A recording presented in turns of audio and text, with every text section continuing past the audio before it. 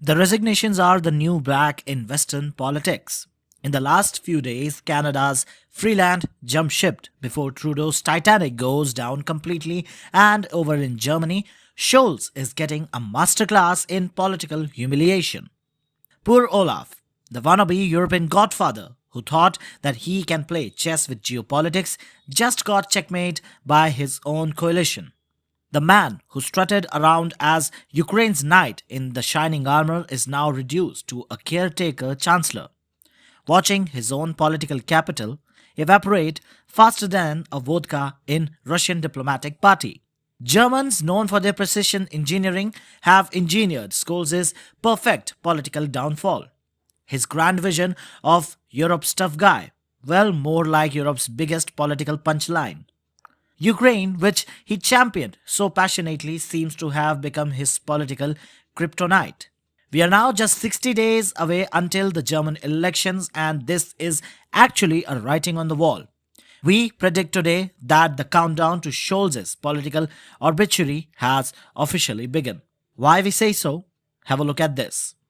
Who knew pushing Europe into a full-blown war would be a career suicide? Germany's political drama just hit the peak soap opera. Olaf Scholz is absolutely demolished in a public confidence vote. Out of the 733 parliamentary seats, the great leader managed to get a pathetic 207 votes, while 394 lawmakers basically showed him the exit door. The backstory behind this downfall is also very interesting. Last month, Germany's political landscape dramatically shifted when Chancellor unexpectedly fired his own finance minister, Christian Lindner, during a high-level government meeting. This decision came after months of internal tensions between the three-party coalition. The firing triggered an immediate response from Lindner's Free Democratic Party (FDP), which withdrew all its ministers from the cabinet within hours. This action effectively ended the coalition government composed of the Social Democrats, Greens, and the FDP.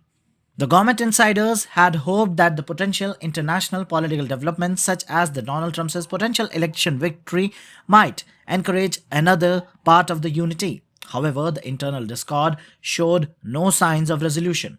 Scholz requested that Lindner provides a strategy to protect the German economy following the conflict in Ukraine. Lindner, however, remained against Scholz's proposal. He and his party, FDP, believed that the German concerns for Ukraine cannot be compromised, but he reiterated his support for Ukraine. Thus, Lindner's dismissal and the coalition's eventual dissolution brought the long-standing dispute over the governance and economic policies to an end. The action caused political unrest in Germany's biggest economy and paved the way for an early election. Berlin is now headed for an early election on 23rd of February, 7 months ahead of the final schedule. The constitution's quirky rule means that president must now decide whether to dissolve the parliament, a decision he has 21 days to make. But honestly, what a fall this has been for the German chancellor. In 2021, he stormed to popularity on the fall of the former Chancellor Merkel. Once in coalition, now SPD decided to ditch Merkel's party and paved a new coalition with FDP and the Greens.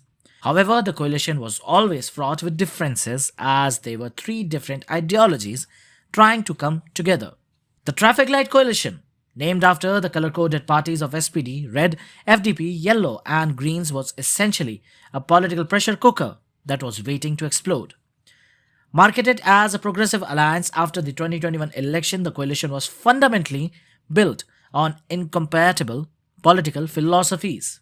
Scholz inherited a perfect storm of challenges. Russia's war of Ukraine forced Germany into a delicate geopolitical balancing act, supporting Ukraine's military while desperately avoiding a direct confrontation. The subsequent fallout was also brutal. The energy crisis erupted, inflation soared, the economy nosedived, and Europe's great asylum policies became increasingly contentious.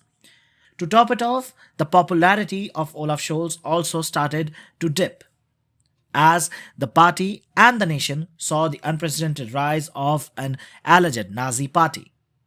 And guess the result? This became the most unpopular German government since the World War II. Months of public infighting, strategic disagreement, and internal backstabbing completely eroded the public trust. People are now fed up of the constant support for the Ukrainians too. So, what started as an ambitious coalition of progressive parties ended up being the most abhorred government of Europe. And hey, Mr. Scholz, let us tell you for you the worst is yet to come. Despite the catastrophic opinions poll predicting a total wipeout for his party and he himself, Scholz is showing a stubborn determination to fight. But here's the real kicker. The most terrifying prospect is that the alternative for Germany, AfD, will potentially emerge as the power breaker. The AfD, which the liberal and the left wing has already labeled as the Europe's most anti-Ukraine and Nazi party, can become the real game changer in these upcoming elections. Scholz's political career is now at a life support. His legacy is shaping up to be a masterclass in political self-destruction. From mishandling the Ukraine war to economic mismanagement, he has systematically dismantled his own political credibility.